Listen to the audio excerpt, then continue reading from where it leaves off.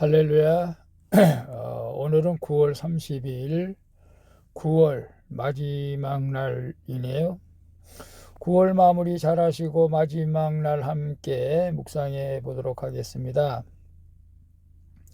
오늘은 고린도전서 15장 35절에서 49절 말씀을 통해서 하늘에 속한 자라는 제목으로 함께 묵상해 보도록 하겠습니다. 먼저 본문을 함께 보도록 하겠습니다. 음성으로 듣기를 원하시는 분은 아래 주소를 클릭해 주시기를 바랍니다. 35절입니다. 내가 묻기를 죽은 자들이 어떻게 다시 살아나며 어떠한 몸으로 오느냐 하리니 36절, 어리석은 자여 내가 뿌리는 씨가 죽지 않으면 살아나지 못하겠고 37절, 또 내가 뿌리는 것은 장래의 형체를 뿌리는 것이 아니요 다만 밀이나 다른 것의 알맹이 뿐이로되 38절, 하나님이 그 뜻대로 그에게 형체를 주시되 각 종자에게 그 형체를 주시느니라. 39절, 육체는 다 같은 육체가 아니니 하나는 사람의 육체요 하나는 짐승의 육체요 하나는 새의 육체요 하나는 물고기의 육체라. 40절, 하늘에 속한 형체도 있고 땅에 속한 형체도 있으나 하늘에 속한 것의 영광이 따로 있고 땅에 속한 것의 영광이 따로 있으니 41절, 해의 영광이 다르고 달의 영광이 다르며 별의 영광도 다른데 별과 별의 영광이 다르도다. 42절, 죽은 자의 부활도 그와 같으니 썩을 것으로 심고 썩지 아니할 것으로 다시 살아나며 43절, 욕된 것으로 심고 영광스러운 것으로 다시 살아나며 약한 것으로 심고 강한 것으로 다시 살아나며 44절, 육의 몸으로 심고 신령한 몸으로 다시 살아나나니 육의 몸이 있은즉 또 영의 몸도 있느니라. 45절, 기록된 바 첫사람 아담은 생령이 되었다 함과 같이 마지막 아담은 살려주는 영이 되었나니 46절, 그러나 먼저는 신령한 사람이 아니요 육의 사람이요 그 다음에 신령한 사람이니라. 47절, 첫사람은 땅에서 났으니 흙에 속한 자이거니와 둘째 사람은 하늘에서 나셨느니라. 48절, 무릇 흙에 속한 자들은 저 흙에 속한 자와 같고 무릇 하늘에 속한 자들은 저 하늘에 속한 이와 같으니 49절, 우리가 흙에 속한 자의 형상을 입은 것 같이 또한 하늘에 속한 이의 형상을 입으리라. 아멘. 49절까지만 봤습니다. 본문 요약은 이렇습니다. 바울은 부활과 관련해 씨와 동물의 몸 전체의 다양성을 들어 부활의 가능성과 부활체의 변화를 말합니다. 육의 몸으로 심고 신령한 몸으로 다시 사나니 몸이 있으면 또 영의 몸도 있고 육의 몸이 있으면 또 영의 몸도 있다고 말합니다. 바울은 흙에 속한 아담과 하늘에 속한 그리스도를 대조하며 몸의 부활을 설명하는 내용입니다. 질문과 묵상하기 1. 하나님이 나에게 맞는 형체를 주심을 믿습니까? 아멘이죠. 내가 부활로 회복해야 할 하나님의 형체는 무엇입니까? 38절에 보면 하나님이 그 뜻대로 그에게 형체를 주시되 각 종자에게 그 형체를 주시느니라 라고 말씀하고 있어요. 바울은 씨앗을 통해서 부활의 원리를 설명하고 있는 것을 봅니다. 사람이 씨를 뿌려도 그 씨앗이 그 형체대로 자라게 하시는 분이 곧 하나님이시죠. 그것은 뿌린 자의 능력에 의한 것도 식물의 의지에 의한 것도 아니며 우연히 일어난 일도 역시 아닙니다. 씨앗의 종류대로 그에게 알맞는 형체를 입히는 것은 오직 하나님께 속한 일이라는 사실이죠. 하나님이 만물을 창조하실 때 그 하나하나 종류에 맞는 형체를 주셨습니다. 땅에 심긴 씨앗이 하나님의 주권적인 뜻과 능력에 의해 전혀 다른 모습으로 변화가 되듯이 부활 후에 나의 육체도 하나님의 뜻과 능력에 의해서 새롭게 될 것을 믿습니다. 아멘이죠. 그래서 여러분 생각해 보세요. 조그만 씨앗이 자라서 싹이 나서 그 열매를 맺는 그 씨앗대로 팥 심으면 팥 나고, 콩 심으면 콩 나고, 고추 심으면 고추 나고, 상추 심으면 상추 나고. 그런데 놀랍게 씨앗과 다른 아름다운 형체로 자라나듯이 우리의 육체도 부활이 그렇다고 말하고 있는 것을 봅니다. 그래서 하나님이 나에게 맞는 형체 주심을 믿습니까? 아멘이죠. 곧 나에게 맞는 씨앗을 주었다라고 생각하시면 되죠. 기질, 얼굴, 생김새, 키, 모든 환경까지도 나에게 맞는 형체를 하나님이 주신 줄로 믿습니다. 그렇기 때문에 우리는 얼굴이 나쁘다고, 키가 적다고, 눈이 적다고 이런 불평을 해서는 안 될 것입니다. 하나님이 각 사람에 맞게 형체를 주신 줄로 믿습니다. 내가 부활로 회복해야 할 하나님의 형체는 무엇입니까?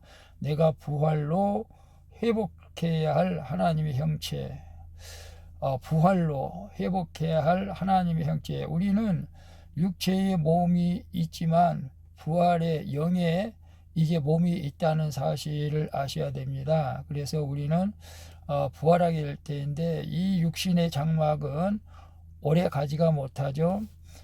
우리 육신이 70여 강건하면 80이라도 신속히 날아갈 것이고, 사람이 한 번 죽는 것은 하늘에 속한 것이고 그 후에 심판이 있으리라.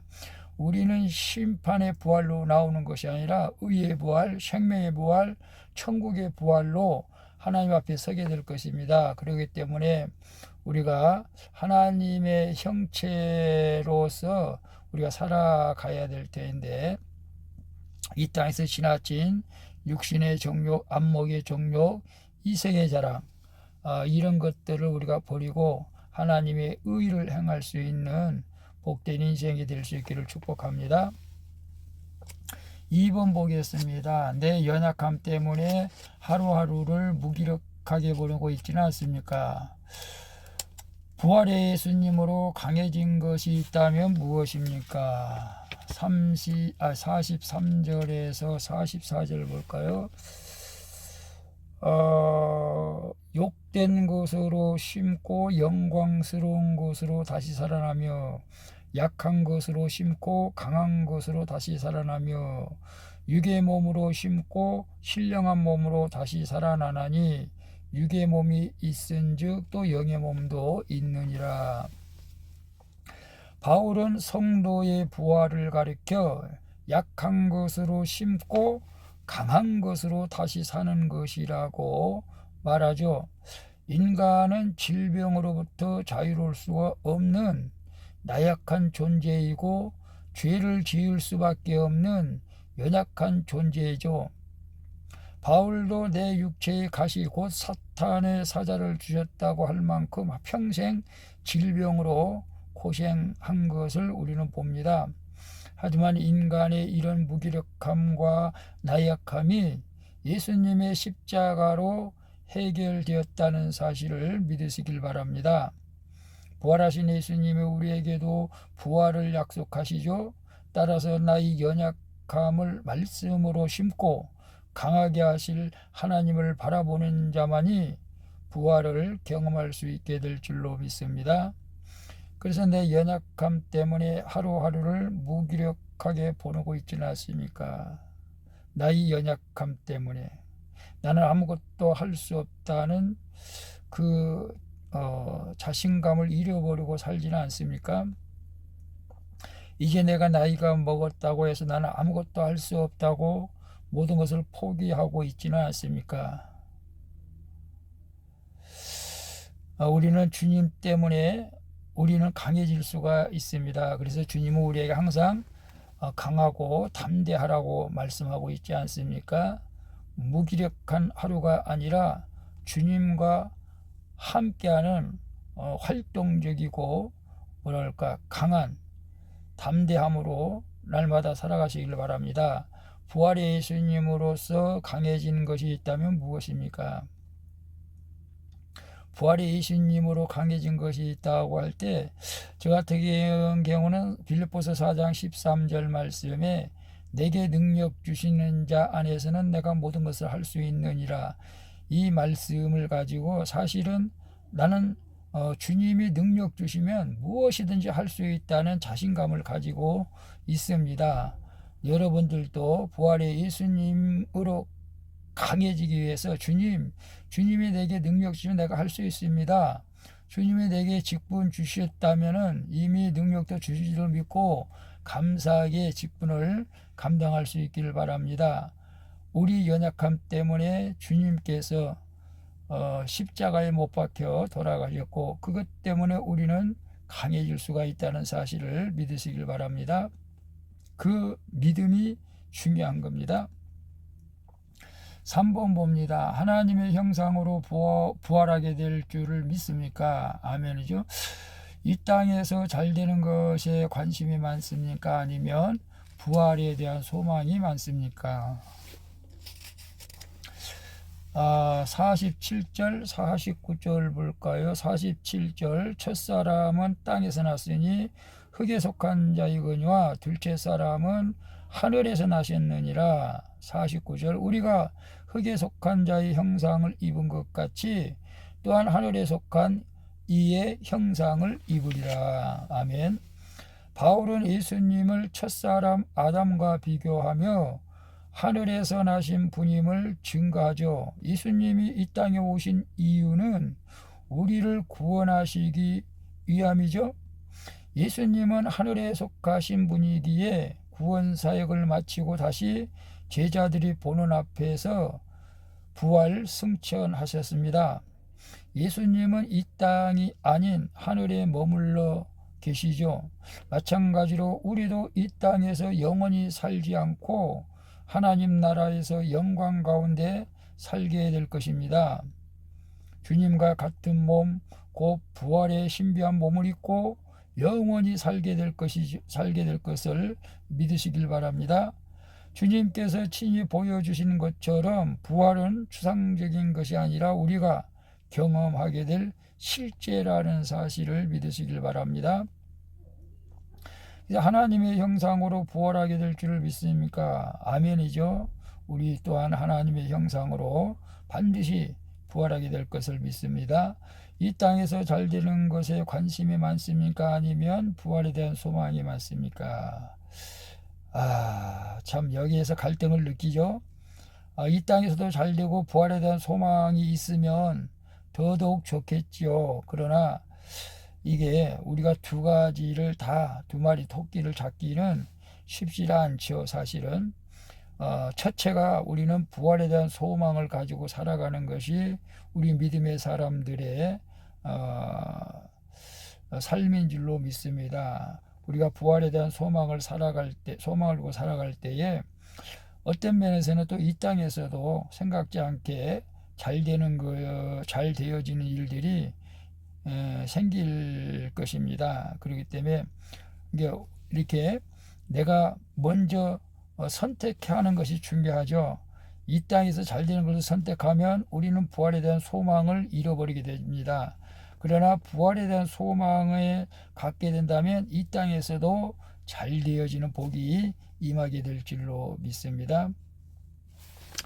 기도하겠습니다. 주님, 하나님이 가장 알맞는 형체로 저를 창조하셨다는 것을 믿고 부활의 때에 회복시키실 하나님을 신뢰하게 하여 주시옵소서. 저희의 연약함을 말씀으로 심고 부활의 강한 것으로 살아나게 하여 주옵소서.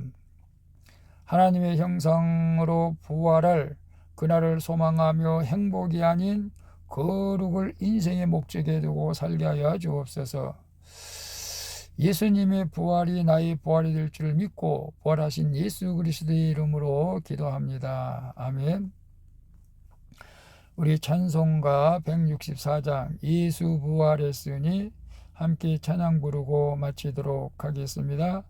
9월 마무리 잘 하시고 10월 달에 또 힘차게 살아갈 수 있기를 축복합니다. 할렐루야 승리하셨습니다. 샬롬.